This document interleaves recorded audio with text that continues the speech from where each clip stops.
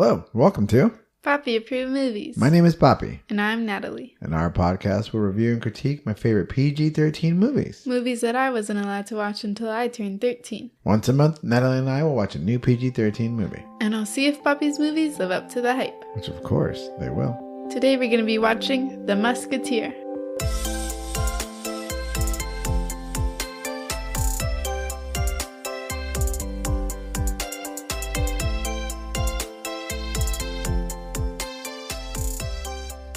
Before we begin, there will be spoilers. If you haven't seen the movie and don't want it to be spoiled, Press pause and come back when you're finished. Now, Papi, tell me the deets on this movie.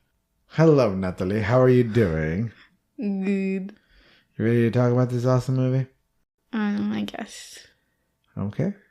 Musketeer came out in 2001 with a runtime of 1 hour, 44 minutes. It's not streaming anywhere. We couldn't even buy it on Amazon. But we did find a copy at our local used bookstore. Written by Alejandro Dumas and Jean Quintano, and directed by Peter Hyams. Main stars are Justin Chambers, Catherine Deneuve, and Mina Suvari. Fun facts, The Musketeer is an adaptation of the Alexander Dumas novel, The Three Musketeers, which is Abuelita Carmen's favorite book, and that's why we chose this movie to celebrate her birthday month. Woohoo! So what'd you think of the movie? I was bored. You were bored? Yeah. It didn't really feel like it was about the Musketeers. It was just about him saving the queen. D'Artagnan? Yeah. Yeah, I had some issues with the story itself, and then this adaptation of the story. Do you know who the Three Musketeers are? No. Two of them come out in the movie for the majority of the movie. Aramis and Porthos. And the third one, he has like a cameo. So the Three Musketeers, only two of them show up. Yeah. Well, because I know that there's really 4 Musketeers. There's 3 and then there's a new guy. But he's not even a Musketeer till Yeah. like the end of the movie, so. But I don't know the original version of the story at all. It's like watching a Romeo and Juliet adaptation, but I don't know Romeo and Juliet, so I don't know what's going on. No, I mean, as far as you know, this is how it is. But when the movie's called The Musketeer, which goes a different way than the actual title of the book, which is The Three Musketeers, you know it's going to be some type of weird adaptation. So I was a little bit disappointed in looking at it again. I remember thinking that maybe this would have been a good adaptation for you to watch because it was full of action and like more newer stunts. So I figured maybe a newer kind of action movie as opposed to political intrigue drama that the original is would have entertained you more, and it doesn't look like it did. No. No. How many stars did you give it? 2. Just 2? Like it was that bad? I was just waiting for it to end. That's rough. That's rough. You didn't think the guy was cool? You didn't think D'Artagnan was rad and cool and had great tricks and did some amazing stunts? No. Okay. You didn't think the love story was genuine and real and totally necessary to the plot? The love story there was no story. They loved each other. You missed that part. He said, "You're beautiful," and she's like, "I'm in love with you." No, she's like, I know. People say it all the time. But it was like there was nothing to the love story. Like he didn't do some like display of affection. She was just like, "Oh, by the way, I love you back." Mom loved this book so much she had a copy of it. I have it still. Where it's like doesn't even have the cover. And it's been read like 30,000 times. Like it's just been worn. Yeah, like destroyed. I'm like, wow, we could do technology. But that wasn't like her childhood copy, because this book came out over 100 years ago, and she was born when it was already out, so she loved it since she was little. There's also 2 sequels, 20 years later, and another one's like 10 years after that. And it talks about D'Artagnan's life. And she loved all of them. You ask her, which one was your favorite? She'd be like, they're all the same. I love them all. They're all my favorite. Yeah, she would be hurt right now. You'd probably disappoint her. You'd be like, wow, my granddaughter hates my choice of books. Although, once again, you're right. You just see an adaptation and not necessarily the point. I'm just like, I don't know the story at all. It's not like it's like, wow, what a horrible adaptation, or wow, like I think this is a good version, because I don't know like any of it. There's a TV show called The Musketeers. I think I'll try to look it up and maybe watch it to see if I enjoy it. There's a Disney version of The Musketeers, and that's the one. The Musketeers. No, just called The Musketeers with real actors and stuff like that. And most people know that version when they think about The Musketeers. And then there's the Mouseketeers, yes. That's on Mickey Mouse, right? Right, that's an animation. But the other one's like a real live with 3 pretty popular actors at the time. I think I watched the Musketeers at Abuelita Dora's house. Did you really? Yeah, but I don't remember it at all. I also watched Pinocchio at Abuelita Carmen's old house, and I have no idea how Pinocchio goes. Why don't we get into the recap? Okay. The movie begins with, well, first off, the movie begins with exposition, like writing that's scrolled up so that way you can read it and kind of have an idea. And you told me when we were watching that you've never read the writing in the beginning of a movie. It sets the scene. Like, how is it you say, oh, this isn't important. I'm just going to go and take a nap and tell the story. Like, after the first few letters, like, even in the Star Wars, like, I don't know what they're saying. I don't read. Like, I'm here to watch a movie. If I wanted to read, I'd read the books. You know, people could say it is lazy exposition because you just write it down and have people read it. And then that way they're put in the setting. A narrator can read it to you. Like in the 17th century France. That's another way to do it, but also can be boring.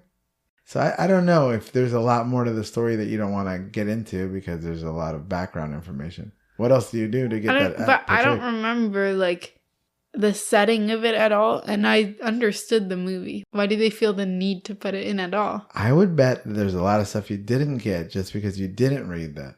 It's just like if you're watching a movie, you're not reading anything except captions. You put captions in them during any movie. Yeah, but even if... What's the point? If there's anything I have to read within the movie, like, you know how, like, nowadays sometimes they try to incorporate phones into movies and they, like, have the phone pop up on the screen with the messages? Message, I don't read any of those. I just wait for the scene to pass. Oh, my gosh. It's just like, I'm not going to be reading. I'm watching a movie. And that's why your favorite word that I could probably make a 4-hour clip of, I don't get it. I'm confused. Makes sense. I'm confused. I don't get it. That's why I don't like reading either. And so Mrs. Songori's like, there's a new K-drama. She just sent me a text. There's a cool K-drama where like, this guy's awesome. I'm like, all right. But then I have to listen to it terribly dubbed or read it. And I fall asleep. I get it. I understand. But it is crucial to the story to understand political climate in the 17th century France. Movie begins with a boy named D'Artagnan in 17th century France. He's training with his father, Gaston. Gaston was once a musketeer, the loyal and honorable king's guard. Then a man named Febre comes to collect tax for Cardinal Richelieu. Febre was once a musketeer. He begins degrading Gaston, and Dart stands up to him. He gets kicked in the face. I love how tax collectors are just seen as these evil, evil people. Like even in the Bible, they're like, and he was a tax collector. Yeah, Saul, the worst human of all time. Yeah, like what a horrible person. He collected taxes. Like, is that really like the worst person in their society? I think so. I tell you right now, I think they're the worst. And someone who pays a lot of taxes. And I don't even make that much money. I don't know why you pay more taxes. I think I pay more taxes than I make. I don't know how that's possible. But so I believe it. Yeah, they're the worst. It's you probably know somebody who works at the IRS. Probably the nicest guy ever. People are like, I hate you. Spit on you. No, but I just think it's funny that the villain of this story is a tax collector. Well, he's not. He's just doing... he is I guess literally. He's a tax collector. But he kicked the kid in the face, so I'm pretty sure. I was so confused in this scene because I thought the horse kicked him in the face. Because I thought I saw the horse. Oh, no. At the end. So, Febre kicks him in the face. Gaston and his wife stand up to him, get cut down. Then, D'Artagnan attacks Febre, cutting his eye, and then he gets kicked and knocked out. I thought it was the horse, too. It looked like the horse kicked D'Artagnan. But wouldn't he, die? Well, it depends if he, grazed him or something. But Febre left him alive. I don't know. Horses have pretty good aim, I've heard. He's just bucking wild. But I don't know if it was the horse or if it was Febre, who I would have thought who just killed the wife and the husband really quickly. And this kid pretty much poked his eye out. You would think he would get off his horse and stab him 150 times. And he doesn't. He just lets the kid alive, which is his downfall later. Yeah, but that's just, I feel like, a plot hole. Because this guy likes killing children. We discover later in the movie that he has no, qualms about killing children. Yeah, he, enjoys it. It's entertainment to him. Maybe it was, because he got hit in the eye. He was like, I have to go and get my eye fixed. Go get some plastic surgery. I don't know. I don't know. That What doesn't seem like him, though. Like, he would just go and kill the kid. Like, he wouldn't have problem killing. Yeah, if he would have Dart. hit the kid and then the kid ran away and hid somewhere, that would have made more sense. Yeah. And also, why didn't he run? He just stood there. He got knocked out. I know, but like he got hit the first time. You wouldn't think to run. He just stood there while his parents both got killed. No, he was on the floor. He got knocked out, dude. He got kicked in the face. He should have gotten up. How about this? After the pod, I'll kick you in the face. I'll see, like, if you have time to think, get your wherewithal to go take a stroll by the lake. I'm not telling him to stroll. I'm telling him to run. A family friend named Planchette finds D and takes him in. Planchette had trained his father beforehand to become a musketeer. How is he still alive? He got kicked in the face. He didn't. I'm not talking about the kid. I'm talking about the old man. He's been here forever. Like, he's so old. And he's still like a hero in the story. Like, blows stuff up. Yeah, and D'Artagnan grows up and he's still there. It's 14 years. He's so old. So, like, right? He was an adult when he had to train his father. He's already on to training another generation. And his father looked older than Planchette. Yeah. But maybe he was just the best swordsman, even though he was younger than everybody else. I'm so confused why he's still alive. This is 17th century France. So what? So everyone has, like, this is back in ye olde days. Like, no one has that long of a life expectancy. No. 17th century France, they lived to the early hundreds. No. They didn't even have, soap wasn't even invented yet. Anyway, so he trained his father. D'Artagnan wants Planchette to train him to become a musketeer, like his father. Planchette agrees, as long as his purpose is to become a musketeer and not just get revenge on Fabre. 14 years later, D'Artagnan is a grown man, and he and Planchette are going to Paris to have him become a musketeer. On the way, they get into a bar fight, and D'Artagnan is extremely talented. Meanwhile, under the orders of the cardinal, Fabre kills a Spanish emissary and frames the musketeers for it. The musketeers are consequently suspended by the king. When Planchette and D'Artagnan get to Paris, they visit musketeer headquarters. It's deserted, and they can't find Treville, the musketeer leader. They run into two musketeers, Aramis and Porthos, who tell them about the suspension and that Treville had been arrested. I wonder how names have changed so much. Because all of these names are so complicated, in my opinion. But like back then, those were like all normal. Now everything is like a 1-syllable, 2-syllable name. I try to read this book. I love my mom, and I try to read it, and I just like couldn't get through it.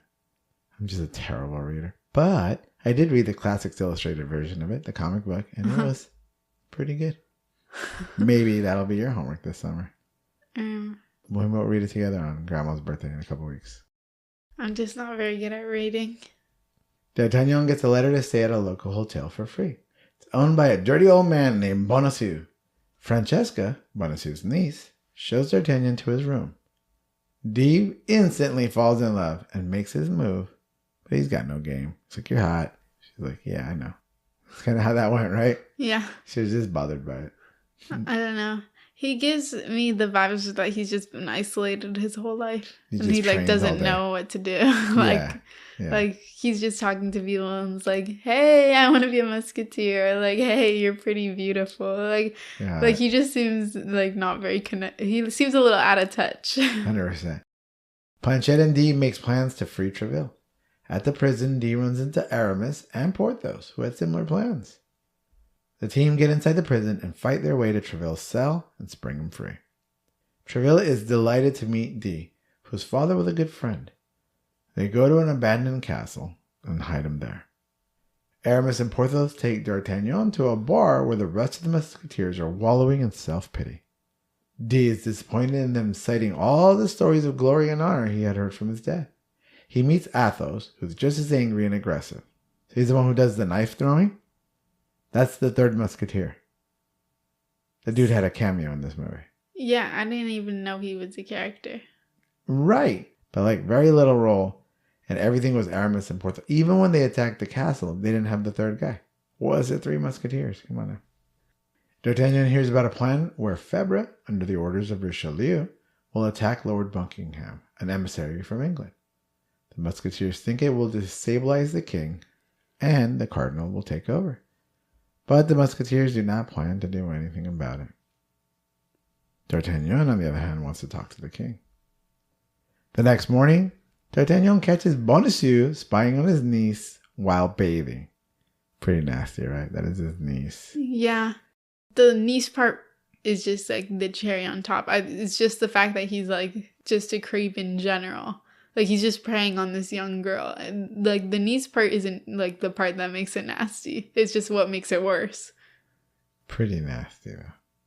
I know, but I'm saying like... I would say it went from... You're saying like, oh, like he's nasty spying on his niece. No, he's nasty spying on a young girl. And the niece part is just like, what is wrong with this guy? If he's a 10 and nasty, 6 is because she's related. 4 is because he's a creep. I think it's the opposite way. You think it's 6 because he's a creep, 4 because... I don't know. No. I think it's the other way around. We're not putting out a poll, so don't even think we're asking anyone. And don't write us at papiapproves@gmail.com. I want to hear. No. Anyways, she's taking a bath and he's checking her out. D'Artagnan stops him but falls in on Francesca and they have an awkward moment. She tells Dee she has the ear of the queen because her mother was a seamstress and can help him once he gets inside. She also mentions that Bonacieux used to clean the palace sewers and may know a way to get into the palace. D'Artagnan, Aramis, and Porthos force Bonacieux to help them get into the castle through the sewers. They get in through the kitchen and pose as cooks and waiters. They're just in time before Febre plans a peasant uprising using mercenaries disguised as peasants to make the king look weak in front of Buckingham. The 3 guys spring into action and save the king and queen and quell the uprising. I don't understand. What don't you understand? Why, like, they needed to be all costumed up. Like, why did they need to pretend to be, like, a baker and, like, a chef? Why couldn't they have just hidden in the sewers until it was go time? I guess to see what was going on or get... Maybe I think he wasn't thinking there was a go time. Maybe he just thought he was going to figure out a way to get to the king and talk to him, you know? Where they can kind of convince the queen. Or the queen, maybe, because... But then why'd the other guys have to be, like, making bread? Yeah, that was just dumb. The next morning, D'Artagnan goes home and Francesca warns him that Richelieu's men are in his room and they kiss. He bounces and Bonacieux confronts Francesca and slaps her. She gets her knife and threatens to castrate him if he ever touches her again. D'Artagnan goes and meets with Richelieu. Richelieu says everything he plans, he does it for the sake of France. He thinks the king is weak and he will be the nation's downfall. Afterwards, the cardinal arrests all of the musketeers and Tréville is fed up with hiding and says he's going to go talk to the king. Francesca goes to D'Artagnan and asks for his help. She's working with the queen. The queen wants him to escort her to meet with Buckingham and explain what's happening. He agrees to do it. Then Aramis and Porthos come and ask D'Artagnan for help as they go and free all the musketeers from jail. D'Artagnan says he can't and get mad at him for not joining the cause. I get that. It's kind of like, oh, he's sworn to secrecy. He can't tell anybody. And so they get mad at him, especially if he says he wants to be a musketeer. And then the second they need him, he kind of like, sorry, I'm busy. Yeah. Like, what are you going to do? I'm like, I can't tell you. So it makes a good little drama. I like that kind of story element. It makes a little bit of a, well, I guess he doesn't care about us, or he's so mad at us he doesn't want to be a musketeer anymore. I know, but I also think this just makes it so that it's just a D'Artagnan show. Like, there's no musketeers in this movie. They're all cameos, I think.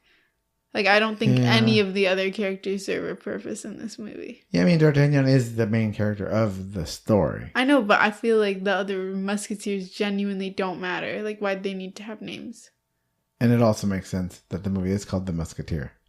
It's just a Singular. solo party. The TV show. The whole movie is not even about musketeers. It's just like an action movie, I feel like. And he's the hero of the action movie. All right. On the way to see Buckingham, the Queen, Francesca, Planchet, and D'Artagnan are attacked by Richelieu's men. Dee goes into action, does some amazing acrobatic fighting. Eventually, they get away. They get to a castle to stop for a while. Planchet takes care of her horses while the Queen meets an old friend. D'Artagnan and Francesca go on a picnic. They make out and hook up.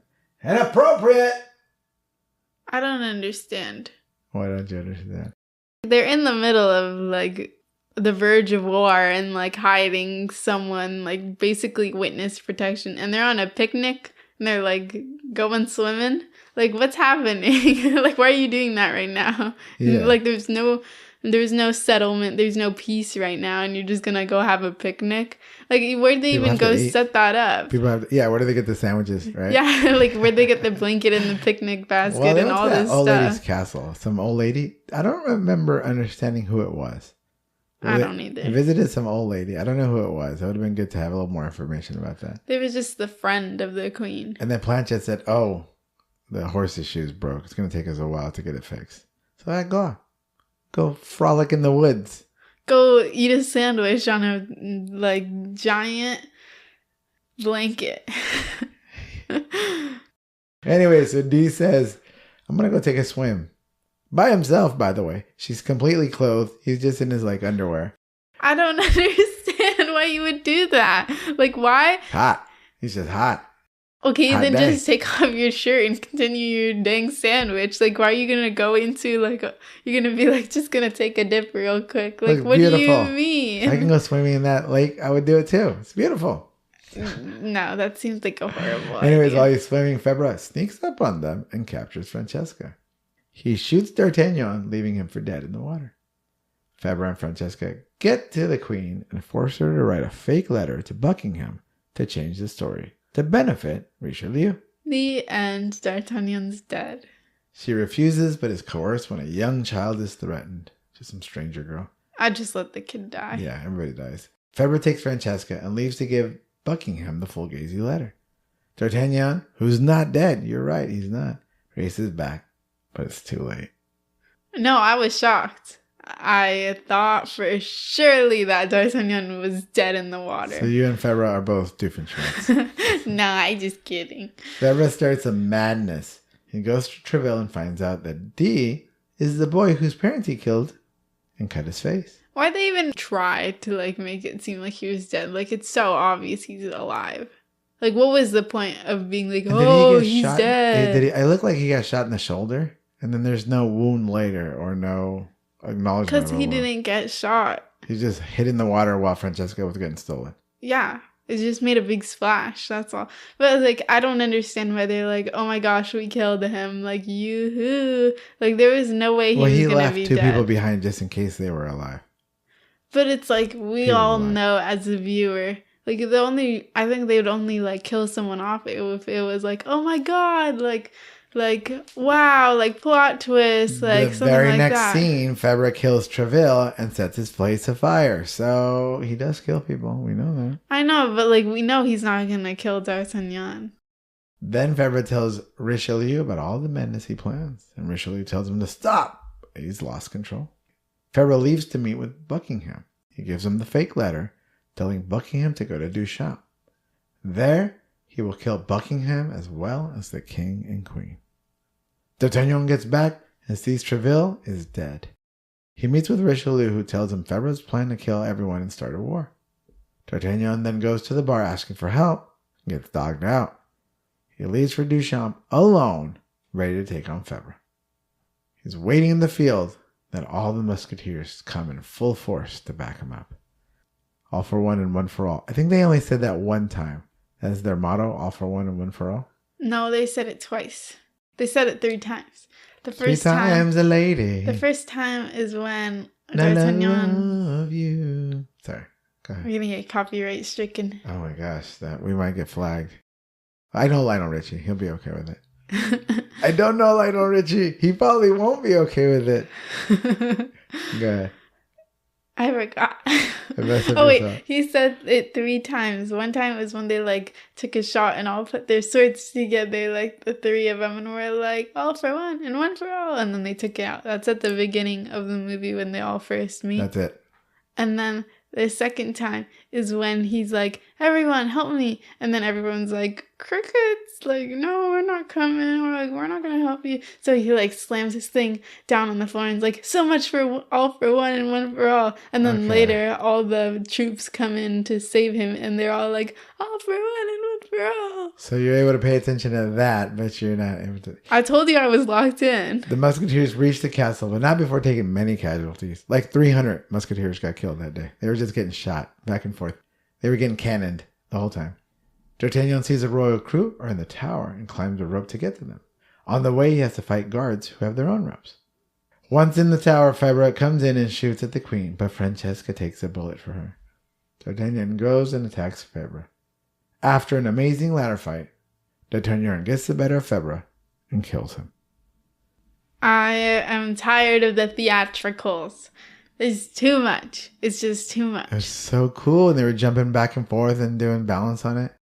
This is D'Artagnan's problem. He cuts Febra in the neck, and he, holds up, he, steps back a little and is like, ha, I got you. Why didn't you just kill him? Why'd you have to, step back and make, a jaunty little comment? Just kill him already. Stop with the theatricals. And Febra, why didn't he just get out his gun and shoot him? He has one, right? Yes. Yeah, but it takes a while to reload a gun. You have to put, gunpowder in it. This isn't, automatic weaponry. I know, but he's the, leader of this whole operation. He could have been like, give me another gun. Minion, get me a gun. And then, just gone and shot him. Why are we sword fighting? Honor. This movie's about honor. Febra has no honor. True. That's the whole point, is that he says it earlier that the guy's there's some guy, random guy, and he's put up your sword, I'll fight you. And Febra is okay, and then takes out a gun and shoots him. That's the whole point, is that he's merciless. He has no honor. Why wouldn't he just shoot D'Artagnan dead?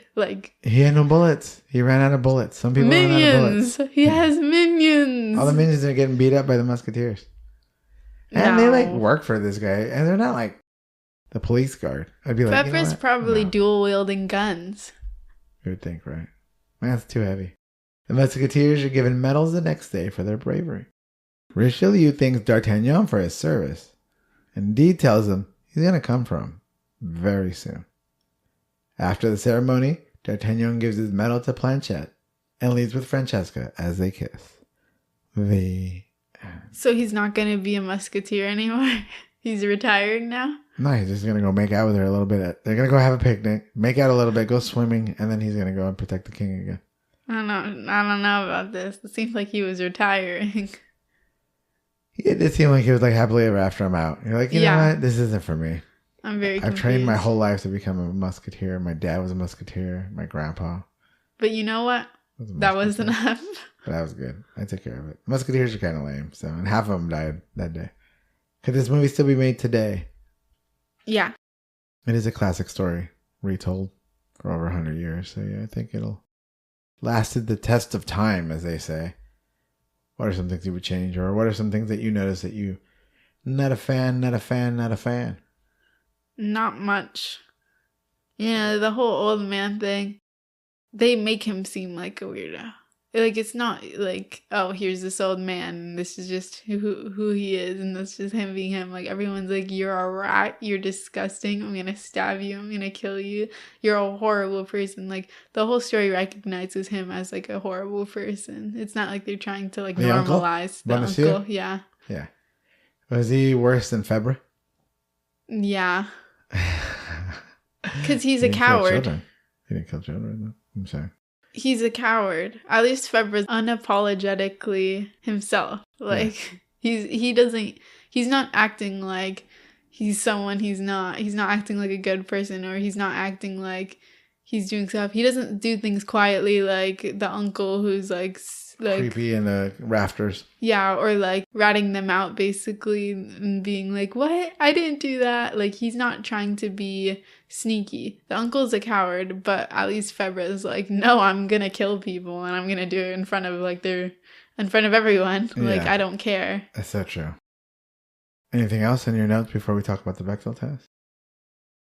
I did think the whole the queen was very dismissed of, but that was the point, is that everyone was yeah, we're not here to protect the queen, we're here to protect the king. And then D'Artagnan was a little what are y'all talking about? We're here to protect the crown. So that was kind of patriarchal, but that's kind of the point. The whole point was to show that oh, it's a little bit messed up that the queen is getting treated this way. She's getting told to shut up by her own husband, and told to leave when there's business that involves the crown. But that's the whole point. Yeah, I'm with you. So to take that away would be that wouldn't be good. Yeah, it just makes more sense at the time that the movie takes place. I I also and for the plot in general. They didn't make her strong enough. They made her like she's playing poker with Planchette. She's like one of the people. She went into the sewers and we're like, whatever, she's got it. It's not like she's, oh, I won't go in the sewers. She's like, all right, let's get in there, you know? And try to show that. But they didn't really show her as a strong person, even though it seemed like maybe she was controlling the king because the king was kind of weak. But they should have showed more of that. And not in a negative way, but in a way to protect things. Yeah. The husband is this like weak person. Yeah. Being controlled by the cardinal. Yeah, first that, but also like there's a bunch of little things. Like when they're in the sewer, he's like, I'm not going in there. And they're like, you kind of have to, dude. Like you're going to get killed. And the queen jumps in. Like, yeah, no and the queen's like, okay, like we got to be safe here. Yeah. Like that's what matters. And then like people are talking to him and he just dismisses her. And is like, leave, like, go away, like, don't talk to me, and, like, stuff like that. And so he's just kind of this, like, weak person, like, because other people were telling the wife to leave, and he didn't, like, defend his wife at all. Even though she had to defend herself in that situation, and he just went with the other people. Yeah, he's just more of a follower. Yeah. Yeah, no, I agree. He was a pretty weak character. You would think that, as opposed to showing her being strong next to a weak person, it should have just showed her strong in general. Yeah. I bet you the book is better. I know my mom would have loved to have watched this and would have crapped all over it. That is not the way the book goes. That is not real. That is so dumb. Whatever. You guys want to watch this, but this isn't the real one. You know what I mean? Like that, I would see my mom, your grandma, be like, no. This is, and then get the book out and go, no. Athos was the best character. You're like, he was in there 5 seconds. Athos is my favorite musketeer. You know, something like that. So like, how could they even not have him on there?